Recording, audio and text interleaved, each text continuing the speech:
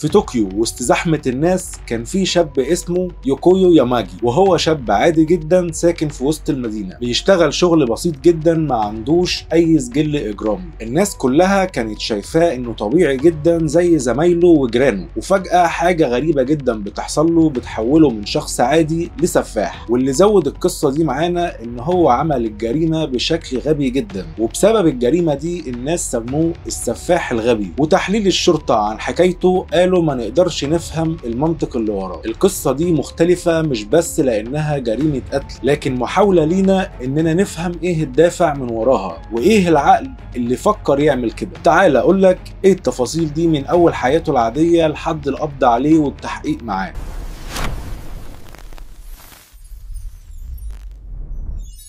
أول لما تسمع اسمه هتحس إنه واحد بسيط جدا، اتولد في طوكيو وأبوه وأمه شغالين موظفين، الكل يشهد له باحترامه وانضباطه، وفي خلال حياته مفيش أي قصة عدوانية ليه. كان بيبعد عن المشاكل وبيحب الهدوء جدا، لدرجة إن هو كان قاعد لوحده طول الوقت وما بيدخلش اسمه في أي قصة مشبوهة. لكن قبل كام سنة من الحادثة الناس لاحظوا تغيرات بسيطة فيه، وواحد من جيرانه قال كنت بشوفه فجأة بيبحلق في أي حد ماشي كأنه شايف حاجة مش طبيعية.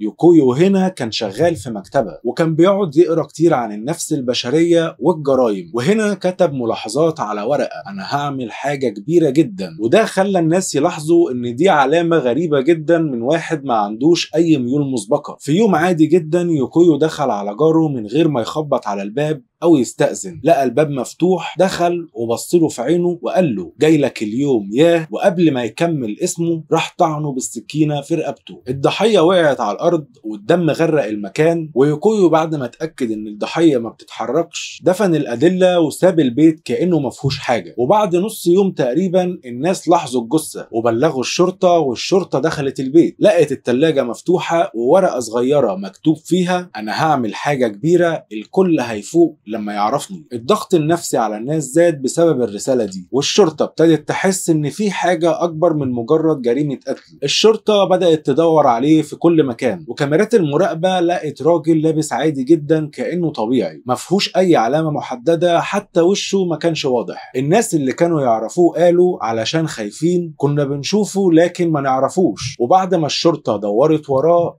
لقت ان هو بياخد ادوية للقلق وبيكتب ملاحظات زي أنا هعمل حاجة كبيرة. والصحف ابتدت تقول شاب هادي من طوكيو يتحول لسفاح بطريقة غريبة. أغلب الناس في اليابان عايشين في مجتمع منظم ومستقر، لما واحد كده عقله يختل فجأة بيخوف الكل. بعد حوالي 3 أيام كده من الجريمة الأولى يوكويو دخل على ضحيته التانية بنفس الطريقة وبنفس الشكل ونفس السكينة ونفس الجملة: جاي لك اليوم يا. وقبل ما يكمل اسمه كان طعنه بالسكينة في رقبته. الضحية وقعت على الأرض والدم نزل منها، ويوكويو مشى عادي جدا كأنه ما عملش حاجة. لكن كان في كاميرا مراقبة جايبة مدخل ومخرج البيت وجابته وهو خارج من البيت، وبدأت الشكوك اللي كانت حوالين منه تتحول لحقيقة. ولما دخلت الشرطة البيت لقوا نفس الورقة في نفس المكان مكتوب فيها: أنا هعمل حاجة كبيرة، الكل هيفوق لما يعرفني. الغريب في الموضوع إن يوكويو رجع لبيته بنفس اللبس اللي كان داخل بيه للضحية، والشرطة أول لما عرفت إن هو رجع قبضوا عليه بسرعة كأنهم قاعدين مستنيينه، واتقبض عليه بسهولة جدا وما حاولش المقاومة. وهنا دخل السجن وابتدى التحليل النفسي، وطبعا اكتشفوا انه بيعاني من اضطراب نفسي. علاقته بالعقل مختلفة تماما، مرة يتكلم بهدوء ومرة يسكت لساعات طويلة، ودرجة ذكائه كانت فوق الممتاز، لكن عقله كان شارد كأن في حاجة غلط جوه منه. والناس هنا اتقسموا الرأيين، مجموعة من الناس قالت ان هو فعلا مجنون، والناس التانية رأيهم ان ده كان تصميم مقصود على الانتقام من حياة في ظل ضغط اجتماعي رهيب. السؤال هنا ايه اللي خلاه يعمل كده؟ ضغوط نفسية وعزلة اجتماعية. وفكرة الجريمة الكبيرة كانت طريقته للسؤال: أنا ليه هنا؟ تبقى موجود فجأة تحس نفسك مش موجود، وتعيش عادي جدا تلاقي نفسك بتكتب قصة قاتل. وبعد ما الناس عرفت قصته ابتدوا يقارنوه بسفاحين تانيين، والقصة دي ابتدت تدرس في فهم العقل والجريمة، والعالم كله اتكلم عنها. والجماهير هنا سمته بالسفاح الغبي، مش علشان هو فعلا غبي، لكن لأنه نفذ الجريمة ببساطة من غير ما يسيب أي أثر، وفي الآخر اتمسك بسبب هدومه. القصة دي مش مجرد جريمة قتل، دي تأمل في النفس البشرية والعالم العقل البشري، وفي خط رفيع بين الوعي والجنون. وفي نهاية حلقتنا سؤالي ليك،